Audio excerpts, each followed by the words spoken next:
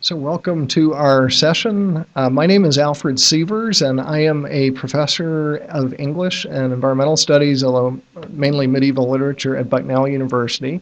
I'm a student in the Pastoral School of the Chicago Diocese, which has been a great blessing. And it's my pleasure today to moderate the panel. Our first paper will be by John Martin, who is a fifth-year seminarian at Holy Trinity Seminary, originally from Honolulu, Hawaii. And he will be giving a paper on St Sergius of Radonezh and St Benedict of Nursia, a comparison of lives.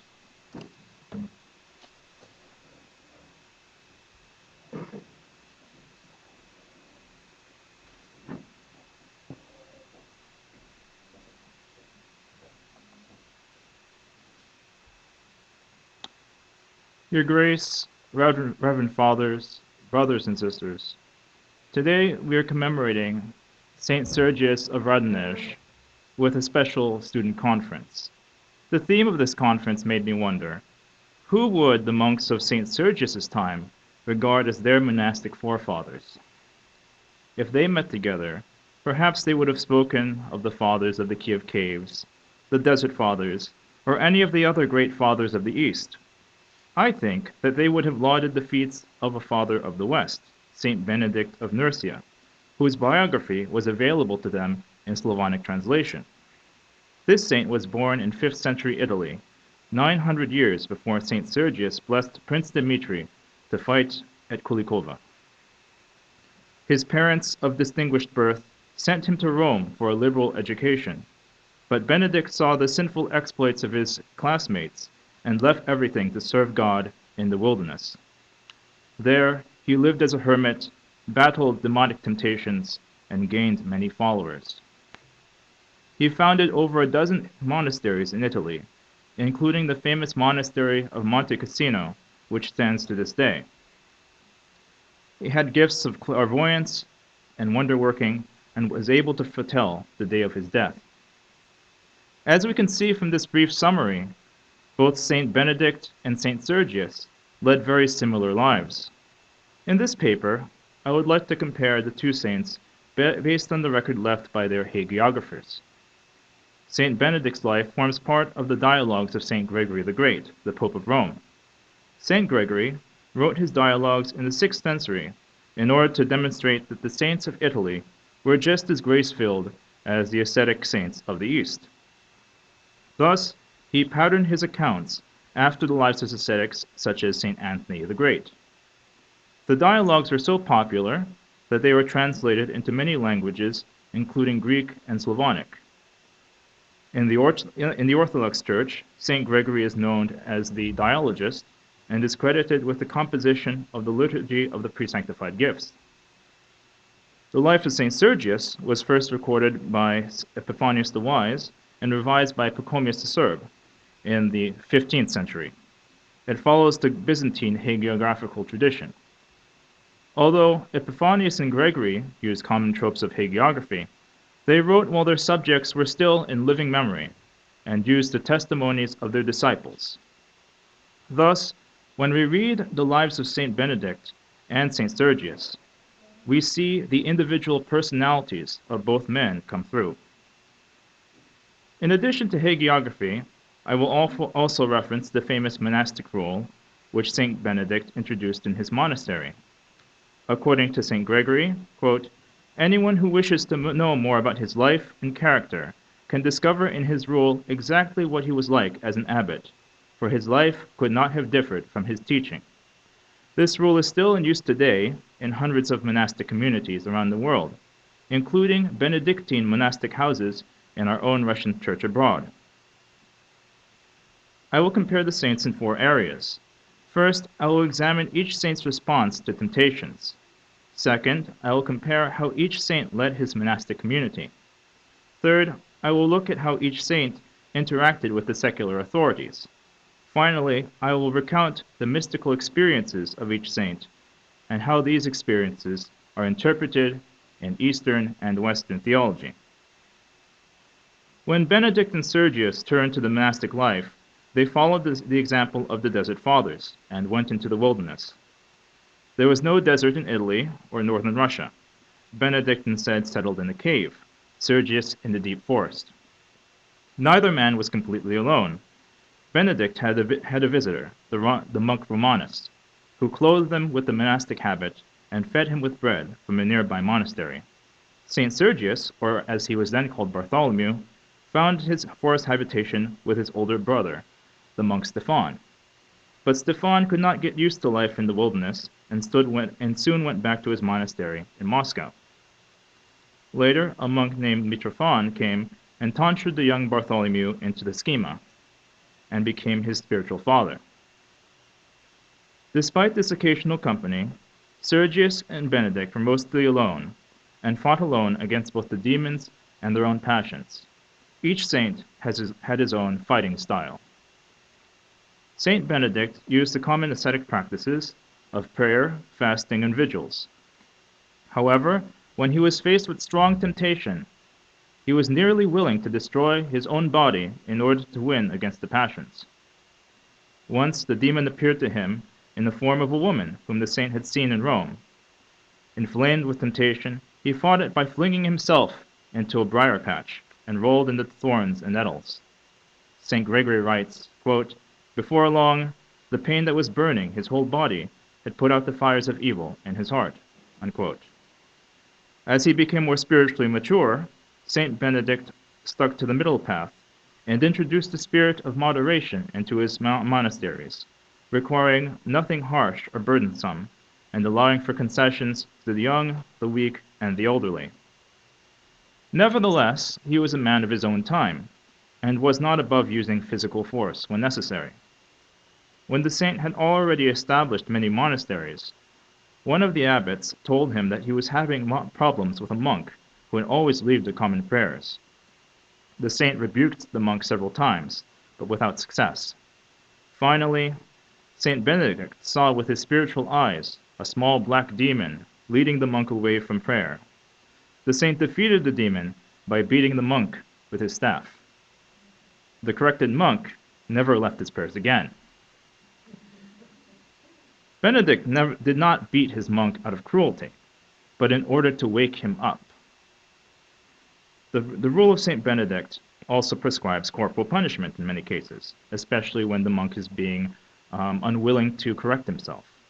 This is actually found in ancient Eastern rules, such as the rule of St. Pachomius and in the writings of St. John Castian. In any case, it seemed that the saint believed that the kingdom of God is literally taken by force. St. Sergius faced similar temptations, but he did not resort to such extreme measures. In praising him, we sing at Little Vespers, "O Venerable Father, with great abstinence, pure supplications, and the sweat of ascetic toil, thou didst extinguish the burning coals of the body." After the igumen Mitrophon left him in the wilderness, Sergius faced many attacks from demons and wild beasts. Hordes of demons, depicted, as we saw, as Lithuanians in the hagiography, pounced upon him and threatened him with many violent words. The saint responded to the demonic attacks through prayer and the sign of the cross. The demon fired the arrows of temptation, but the saint shielded himself from them through prayer.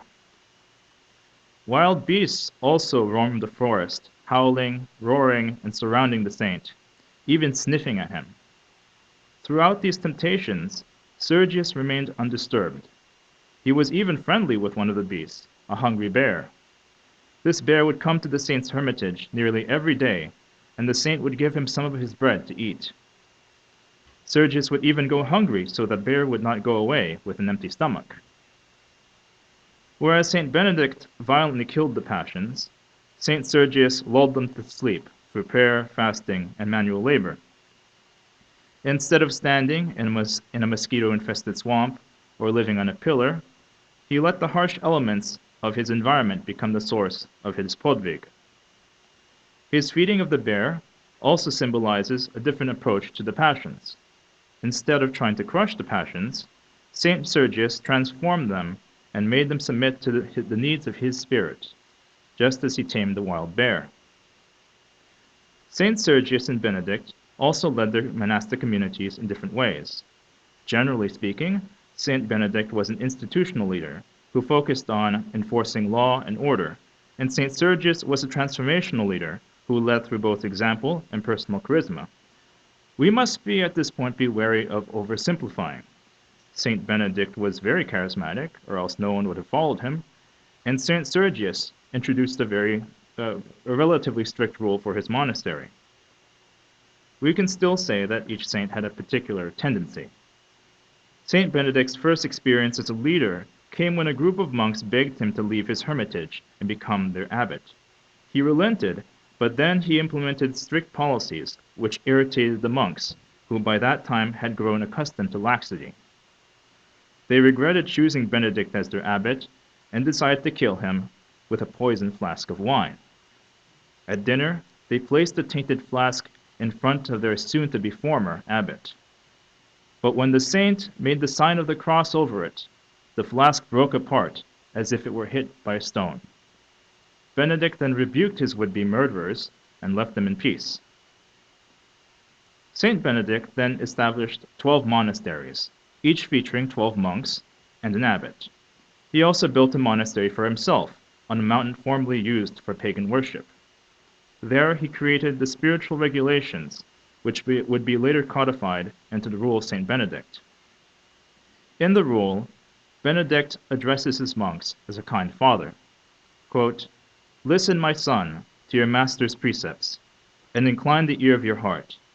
Receive willingly and carry out effectively your loving father's advice, that by the labor of obedience you may return to him from whom you had departed by the sloth of disobedience." The Rule of Benedict is summed up in the motto Ora et Labora, prayer and work. The monastic schedule was divided between work, prayer, and spiritual study. The abbot provided everything necessary, and the monks could not own any property, including personal objects. For example, St. Benedict once beheld through clairvoyance a monk that took some handkerchiefs from some nuns whom he was visiting. The saint then upbraided the monk, who by that time had forgotten that he had even had the forbidden items on his person. There are many similar scenes in St. Benedict's hagiography in which the saint clairvoyantly sees a monk break a rule. The saint then rebukes the erring brother and gives him a penance. Thus, the saint's charismatic gift is used to strictly enforce the order of the monastery, or at least that's how it's depicted in his life. St. Sergius also clairvoyantly saw the wrongdoing of others, and he once rebuked the messenger for secretly eating some of the food he was delivering to the monastery. For the most part, however, Sergius chose to lead through his own personal example. When fellow ascetics began to live around the hermit and form a brotherhood, St. Sergius got to work serving them, and his hagiography describes him as being like, quote, "a slave who was bought by them," unquote. He cut the wood, ground the flour, cooked the meals, and worked with the strength of many men for the sake of his brotherhood. Although it was in his right to become the leader of the community, he asked his old spiritual father, Mitrophon, to become their abbot. It was only after Mitrophon's death that Sergius was willing to take upon himself the role of igumen. Even as the abbot, Sergius never ceased from his labors. During a famine, when there was hardly any bread left in the monastery, the saint discouraged his brethren from begging, but to rely on God to provide them with sustenance. He himself went to one of the other monks, named Daniel, and offered to build him an entrance hall for his cell, in exchange for a bowl of moldy bread. He worked from morning until night, and refused to even taste a morsel of his wages until he was finished. Sergius was the consummate servant leader, so much so that at least one pilgrim, upon seeing him, refused to believe that this poor monk, standing in front of him in ragged clothes, was the great abbot. Nevertheless, St. Sergius, as we have mentioned, implemented a cenobitic rule in his monastery, after some prompting from Metropolitan Alexei of Moscow and the ecumenical patriarch himself, Philotheos Kokkinos. This rule was based upon strict obedience to the abbot, common prayer, and manual labor, something very much akin to the spirit of ora et labora that we find in St. Benedict's rule. Moreover, by Benedictine standards, St. Sergius would of course be a very good abbot. In the second chapter of the rule, we read, quote, "When anyone receives the name of abbot, he should govern his disciples with a twofold teaching. That is to say, he should show them all that is good and holy by his deeds, even more than his words, expounding the Lord's commandments in his words to the intelligent among his disciples, but demonstrating the divine precepts by his actions for those of harder hearts and ruder minds." Unquote. The most significant difference between the Venerable Fathers was in how they interacted with the secular authorities. This was mainly conditioned by each saint's historical context. St. Benedict was born in 480. This was 4 years after the fall of the Western Roman Empire. All his life, he was under the rule of barbarians who claimed fealty to the emperor in Constantinople, but in reality ruled in their own right. Roman institutions and ways of life continued, but the Ostrogothic kings of Italy were Arians, hostile to the Orthodox faith. St. Benedict confronted their leaders several times and overcame them through his spiritual strength. Once, Totila, the king of Italy, attempted to trick the holy man by disguising his sword-bearer in royal robes. The saint, as expected, saw right through this subterfuge. The Austric king came and prostrated himself before the saint. Benedict rebuked him for his mistreatment and predicted his eventual defeat. Benedict made no mention of the Orthodox emperor who would defeat Totila, Justinian, and seems to have been generally indifferent to politics. He saw his ideal society, as it were, within the walls of the cloister.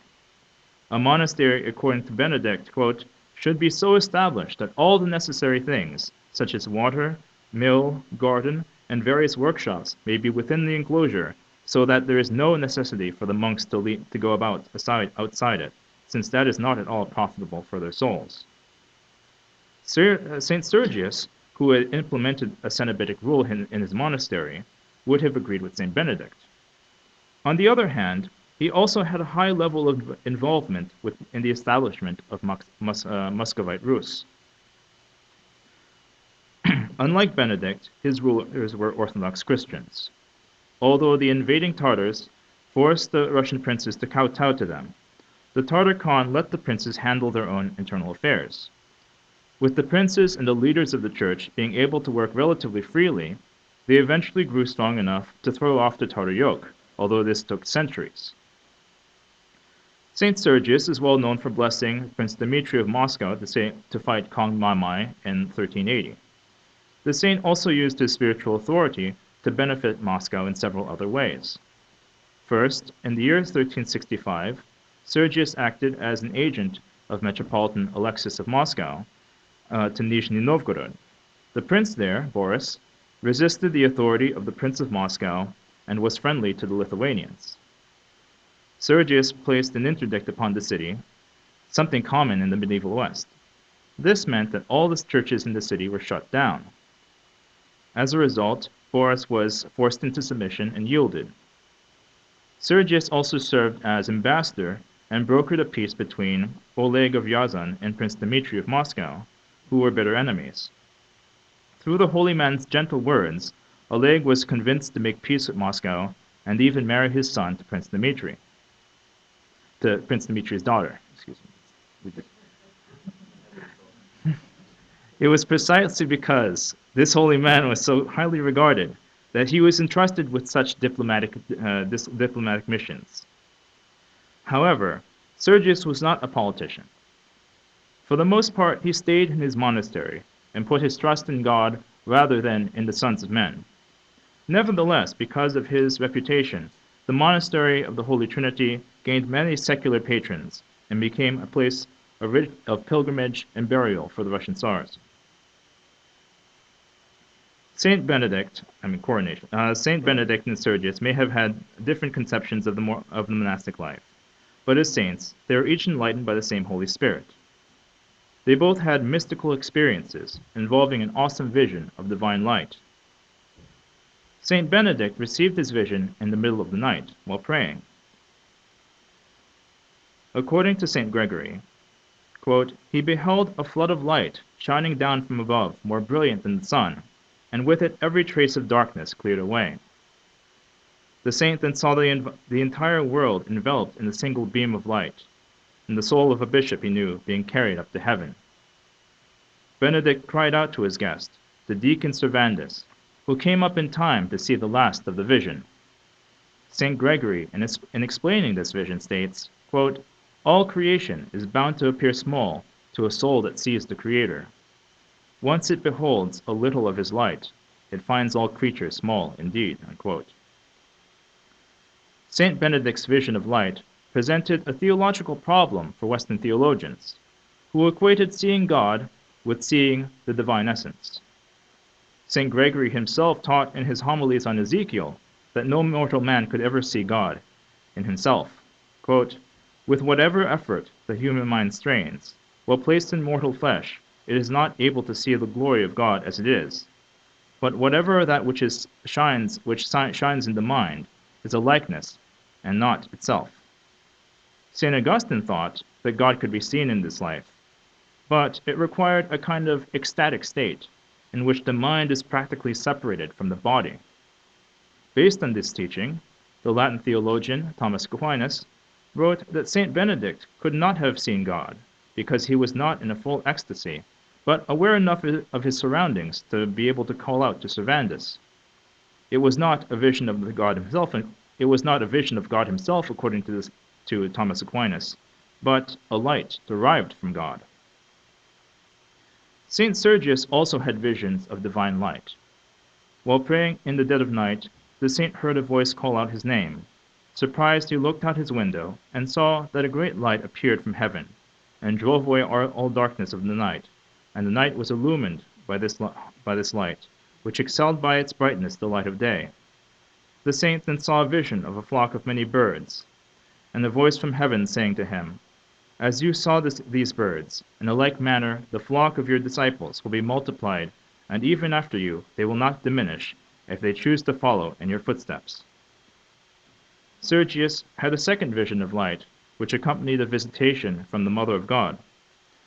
After the saint finished his prayer rule in front of the icon of the Virgin, he told his disciple, "My child, be temperate and vigilant, for there will be to us a wonderful and awesome visit right now." At once, light filled the place where they were standing, and the Virgin appeared to them, alongside the apostles Peter and John. The Mother of God spoke to St. Sergius, and assured him that his monastery would always be under her protection. In Orthodox theology, these visions of light, experienced by both saints, are not a likeness or a simulacrum of the divine light, but were a foretaste of the glory of God in which both saints now dwell. Orthodox theologians would agree with Aquinas that St. Benedict did not see the divine essence, but they would affirm that they did see God through his energies. St. Gregory Palamas, who defended the doctrine of uncreated light and the distinction between essence and energies, was a contemporary of St. Sergius. And although we are not completely certain to what extent he knew of the Hesychast controversies themselves, we know that he participated in the same ascetic tradition of the Hesychasts, whose roots can be traced to the most ancient fathers, and indeed Holy Scripture itself, the same roots from which St. Benedict drew his inspiration. Despite some differences in ascetic practice, monastic governance, and interaction with the outside world, Saints Benedict and Sergius were both inspired by the same gospel and lived the same faith. This is why he was held up as an example by the monks of St. Sergius' time, and why we should also look to him as an example like that of St. Sergius. I will close this paper with his Troparion. "By thine ascetical struggles, O God-bearing Benedict, thou didst prove true to thy name, for thou wast the son of benediction, and didst become a model and rule to all who emulate thy life, and cry, Glory to him who has strengthened thee. Glory to him who has crowned thee. Glory to him who through thee works healings for all. Thank you.